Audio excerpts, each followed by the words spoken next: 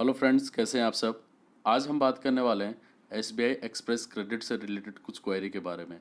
काफ़ी सारे लोग जो मेरे से सवाल पूछते हैं कि मैंने लोन अप्लाई कर दिया, उसका कुछ रिवर्ट नहीं आया, क्या ऑनलाइन अप्लाई करने के बाद भी मेरे को बैंक में जाके डॉक्यूमेंट सबमिट करना पड़ेगा, या मेरे को कितने तक का लोन अमाउंट जो है वो मिल जाएगा। तो दोस्तों मैं यहाँ पर आपको सबका आंसर दूंगा। तो चलिए दोस्तों, हम लोग पहले स्टार्ट करते हैं पहले क्वेश्चन से।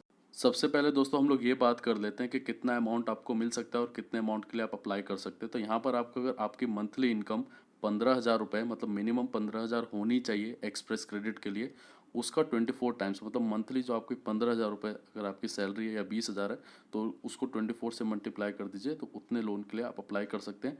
अगर आपके पास कोई ऑलरेडी लोन है, चाहे वो पर्सनल लोन हो, चाहे किसी भी तरीके का होम लोन वगैरह है, तो उस केस में बैंक डिसाइड करता है कि कितने का अमाउंट आपको मिलेगा। तो यहाँ पर अगर आप घर बैठे निकालना चाहते हैं कि कितना अमाउंट अप्लाई कर सकता हूँ, तो मंथली इनकम इंटू में 24 कर दीजिए, तो उतने लोन के लिए आप अप्लाई कर सकते हैं।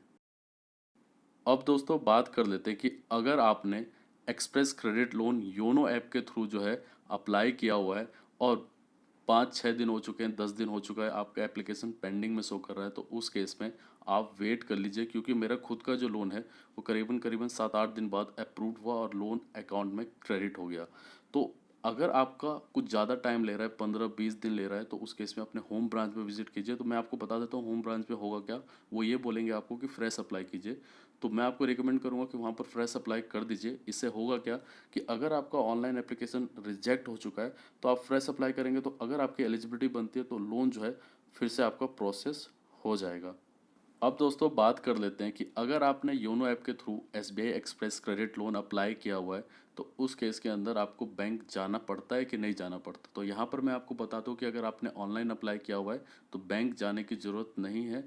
अगर आपकी एलिजिबिलिटी बनती है, मतलब बैंक की तरफ से सब कुछ ओके रहता है, तो आपके अकाउंट में अमाउंट जो है वो क्रेडिट कर दिया जाता है। जैसे मेरे को 7 से 8 दिन लग गए, तो वैसे ही आपको वेट करना है। अगर आपकी एलिजिबिलिटी बनती है, तो उस केस में अमाउंट जो है वो आपके अकाउंट में क्रेडिट कर दिया जाता है, बैंक में जाने की ज़रूरत नहीं पड़ती। अगर आपने ऑफलाइन अप्लाई किया हुआ है, तो उस केस में बैंक में आपको जाके पता करना होता है। तो यहाँ पर बैंक में जाने की ज़रूरत आपको नहीं है।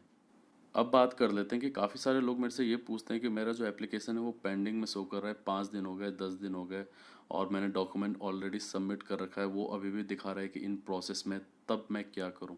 तो दोस्तों यहाँ पर आपको वेट करना है। अगर आपका एप्लीकेशन 10 दिन में, 12 दिन में अप्रूव नहीं होता है वो, तो भी प्रोसेस में ही शो कर रहा है, तो अपने होम ब्रांच विजिट कीजिए। मैं आपको बता देता हूँ कि होम ब्रांच वाले आपको क्या बोलेंगे, मतलब ब्रांच मैनेजर आपको ये बोलेंगे कि आप दोबारा से डॉक्यूमेंट सबमिट कर दो, यहाँ से हम अप्लाई करते हैं। तो कभी कभी ऐसा भी हुआ, एक कस्टमर का ऐसे ही हुआ था कि उसका एप्लीकेशन जो था वो काफ़ी दिन से इन प्रोसेस में ही दिखा रहा था। वो ब्रांच में विजिट किया, ब्रांच में उसने दोबारा से डॉक्यूमेंट सबमिट किए, तो उस केस में उसका जो अमाउंट है वो 7 to 8 वर्किंग डेज में अप्रूव हो गया। वो गवर्नमेंट टीचर थे, केंद्रीय विद्यालय में गवर्नमेंट टीचर थे।